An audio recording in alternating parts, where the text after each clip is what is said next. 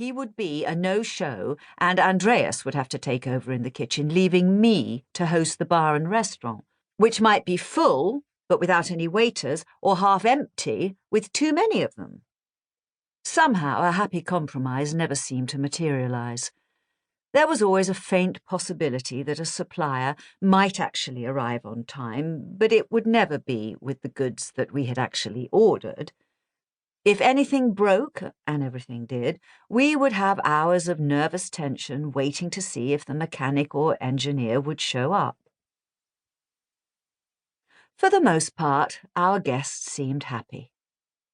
But we were running around like actors in one of those madcap French farces, trying to make it look seamless, and by the time I collapsed in bed, often at 1 or 2 in the morning, I was so exhausted that I lay there feeling almost desiccated, like a mummy in a shroud.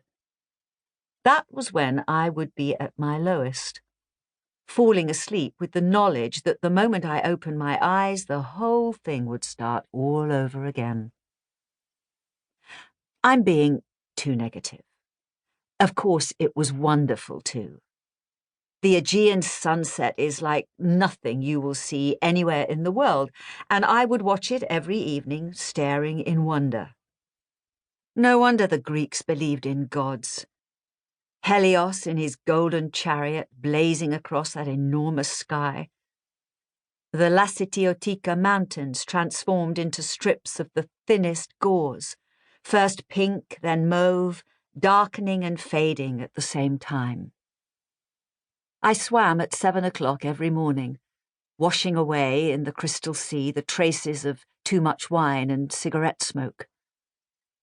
There were dinners in tiny tavernas in Forny and Limnes, with the smell of jasmine, the stars twinkling, raucous laughter, the clink of raki glasses.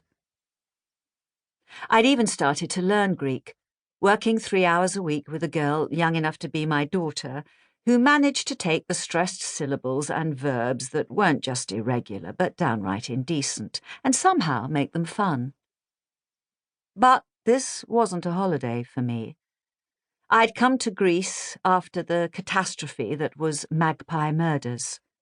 It was the last book I'd worked on, and it had led to the death of the author, the collapsing of my publishing company, and the end of my career, in that order. There had been 9 Atticus Pund novels, all of them bestsellers, and I had thought there would be many more. But that was all over now. Instead, I found myself starting a new life, and frankly, too much of it was hard work. Inevitably, this had had an effect on my relationship with Andreas. The two of us didn't quarrel, we weren't the quarrelling sort, but we'd developed a way of communicating that had become increasingly terse and wary, circling each other like 2 prize boxers who have no intention of starting the fight. In fact, a full-throttle punch-up might have done us both good. We had managed to drift into that awful arena, so familiar to the long-term married couple, where what was left unspoken was actually more damaging than what was said. We weren't married, by the way. Andreas had proposed to me doing the whole diamond ring down on one knee thing, but we had both been too busy to follow through. And anyway, my Greek wasn't good enough yet to understand the service. We had decided to wait. Time had done us no favours. In London, Andreas had always been my best friend.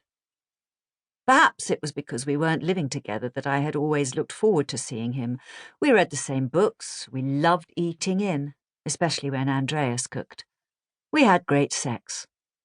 But Crete had trapped us in an altogether different sort of arrangement, and even though it had only been a couple of years since we had left the UK, I was already thinking about a way out, even if I wasn't actively looking for one. I didn't need to.